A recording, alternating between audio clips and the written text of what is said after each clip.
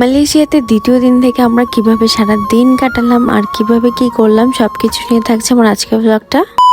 Hello everyone, আসসালামু আলাইকুম। It's me Maliya from my page and welcome to my new blog. মালয়েশিয়াতে আসার পর থেকে সকাল বিকাল দুপুর রাত কখন হচ্ছে কিছুই টের পাচ্ছি না। মানে সকাল হচ্ছে দুপুরে, দুপুর হচ্ছে রাতে, মানে এইভাবেই চলে যাচ্ছে আমাদের দিন। আর যেহেতু আমরা বাসায় থাকছি না, একটু পাশের হোটেলগুলোতে থাকছি, আমাদের রাত্রে কিন্তু অনেক রাত হলেও সেটি হোটেলে ব্যাক করতে হয় এবং সকালবেলা আমরা সবাই মিলে আবার হোটেল থেকে বাসায় ব্যাক করি। বাসায় এসে আমরা নাস্তা করি। এটা হচ্ছে আমার প্রথম মালয়েশিয়ার আসলে দিনের বেলার ভিউ। আর মালয়েশিয়া আমার কাছে একদম মনে হচ্ছিল একটু বাংলাদেশ টাইপের ভাইব। দেখো কত বেশি রোদ আর একদমই বাংলাদেশের মতোই ওয়েদার। সো আমরা হচ্ছে বাসার পার্কিং এ চলে এসেছিলাম। পার্কিংটা এত বেশি বড়।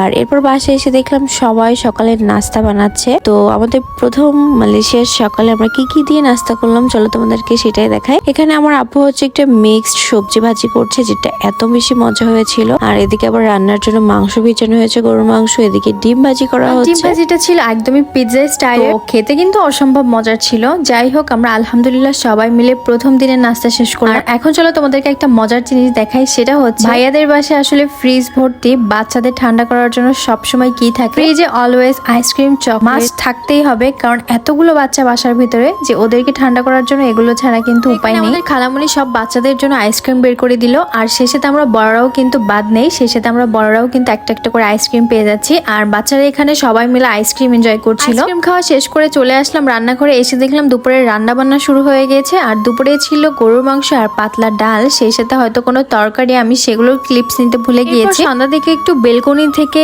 বাইরের ভিউটা দেখছিলাম আর অনেক বেশি এনজয় করছিলাম, কারণ বাড়িটা অনেক বেশি সুন্দর ছিল। আর এটা হচ্ছে নেক্সট ডে শুরু করছি। যারা ডায়েটিশিয়ান আছে তারা কি দিয়ে নাস্তা করে, তারা হচ্ছে এরকম 5 রকম বাদাম থাকে, তারা বাদাম, ডিম আর সেই সাথে ব্ল্যাক কফি দিয়ে তাদের নাস্তা করে। নাস্তার পরে যেটা না হলে নয় সেটা হচ্ছে চা অলওয়েজ প্রতিদিন সকাল বিকাল চলতেই থাকে এই বাসায়। দুপুরে রান্নার জন্য মাছও ভিজিয়ে রাখা হয়েছে। আর এর মধ্যে হচ্ছে আমরা যারা নাস্তা করিনি তারা নাস্তা করে ফেলবো। আর এটা হচ্ছে কালকে রাতের গরুর মাংস, যেটা দিয়ে পরোটা দিয়ে খেতে অনেক বেশি মজা লাগবে। সবার নাস্তার পালা। আর সবাই দেখো সকালে এখানে ব্রেড আর ডিম পোস্ট আর সেই সাথে কিছু ফ্রুটস থাকে।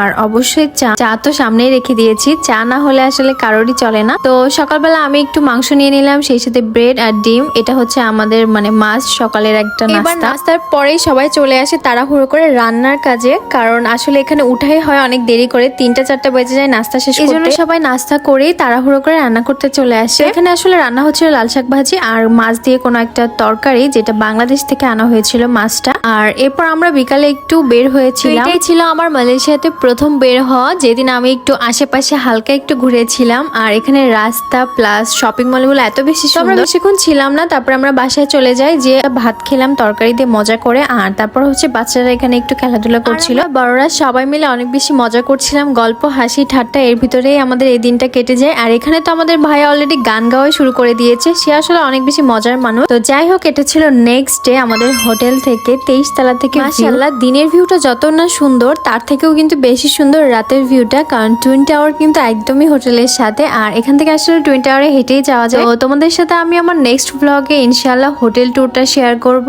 আর সেই সাথে রাতের টুইন টাওয়ারটা কেমন দেখা যায় সবকিছু তোমাদেরকে দেখাবো। আশা করি আজকের ব্লগটা তোমরাও অনেক বেশি এনজয় করেছো। আর মালয়েশিয়ার আরো অনেক সুন্দর সুন্দর ব্লগ পেতে আমার পেজেই চোখ রাখো। আজকের মতো এখানেই বিদায় নিচ্ছি, দেখা হবে নেক্সট কোন ব্লগে। আল্লাহ হাফেজ।